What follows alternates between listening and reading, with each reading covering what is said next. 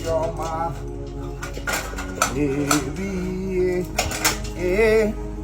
Where anyị chukwu n'aka. Mary nanyi Mary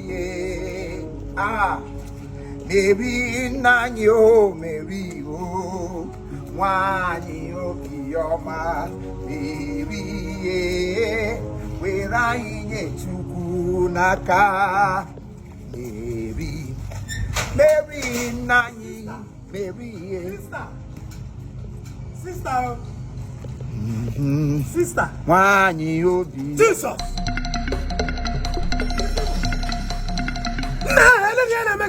Quem é o problema?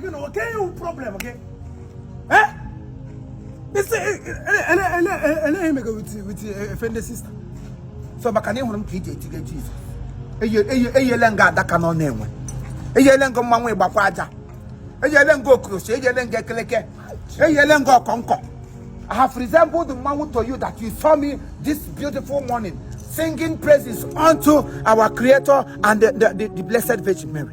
All you could do is to shout Jesus, and you were shocked at the same time as if you have seen ghosts. Why would I be shocked? Why would you be shocked? Why would you be shocked? You won't shock himself. Why would you be shocked about that you are shocked? Give him a Maggi shock. You know, Maggi shock. Good to see man like this. He was give him get your glory to Jesus. You see the sister. I'm sure believe him not. Can he offend the sister? Can him not the shifo? Anybody that is a child of God is betrothed unto betrothed. Eh? How English or would I win? What is wrong with you people? You people have turned everything upside down. When a child is born, a child is also betrothed. Why are you putting on? Why won't I put on? People want to take me unaware. Mr. Kwanahano, Eleke Joba said it before that the men of earth have learned how to shoot without missing. Then him, Eleke Joba have learned how to fly in the bush without perching on a tree. It has always been my proverb. Today is a special day. You might hear 22nd of this month, this July. Today is the feast of Mary Magdalene, the woman that saw Jesus' resurrection first. Out our feast. Everybody who a child of God is supposed to celebrate that one because it's not easy. But she saw the resurrection of the Master, and it was so comingly. That's why I'm going to church. Nothing comes out of it. Today, what happens to be birthday of Reverend Sister Chioma Ugochi Ibe. Hey! Ugon Naya. When the father was alive, the father used to call her Ugon Naya. Anytime you hear that name Ugon Naya, God, you have created. Yes, this is give to God what belongs to him. Because Ugochi is of the Lord. See, I go into the vineyard of God, multiply and distribute. Of English. Man, Ugochi will Reverend Reverend Sister Shukwani Homa. Mammy and Apokwane Mammy and Apoya Popandu. Mammy and Apoya. Maya. Oh, I remember that. What's like Igbo offended sister? I let you have a problem with this man. I didn't hear now. Chetela Bemne Chetela. Away the banner. Chetela me, I glass. Chetremia.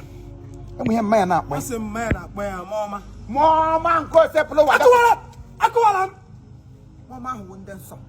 Ya mama ko seplo da kutre Maria. We 3 men instantly mama ko seplo da kutre Maria. We 3 men steni ken kemonso. Ekele bari Egypt na Greece. Ah, tineke na catechism o wa bi anyisi. Mba gra catechism onya na pass the man onya how do your church. Ta wo be dey. The whole world is celebrating her. Everybody, people from Imo State, people from before California. Oh, California. Catastrophe. So everybody is celebrating her today. And in my golden day sister, you don't go. Like I said, you know, men are not allowed to enter. This and I'm saying, no. Since you have done it this way, I must disguise myself so that I must enter. and celebrate. I'm not going for negative purpose. You know me of being a positive impactor. So I'm going in there for Ejimo perfume. Makona like issues. I'm about to go for sister. She can done. Only that I got foundation. I can't walk. Ejim perfume. Ngenye. Astram chaplet or Zota frankincense. Zota alabaster oil. Ya oil train. I jagajeni ligi te Christ nili. Alabaster ketri. Frankincense. I want him back like a king. Say happy birthday. Every year, but catching a can you? Put a bit information. Eli Hoff. Also, I went the mother. Now, Pere. Came brag that every year, but I won't on them more. Before the Junior, I don't like it. I don't like it. I go to a welcome. I'm not phone. Come on, awesome. So, sing on your blah. Sick beware. Oh, I get the boy, my equal let me grow lenga. So, baby, I'm going to like a young for Yam phone, yam. On your sheet. Ibrahim Prami head, the girl wish. Now you just saw Wajilango. Kainaragi no ma. Maria just saw Wajilango. As in never ye. Nani just saw Wajilango.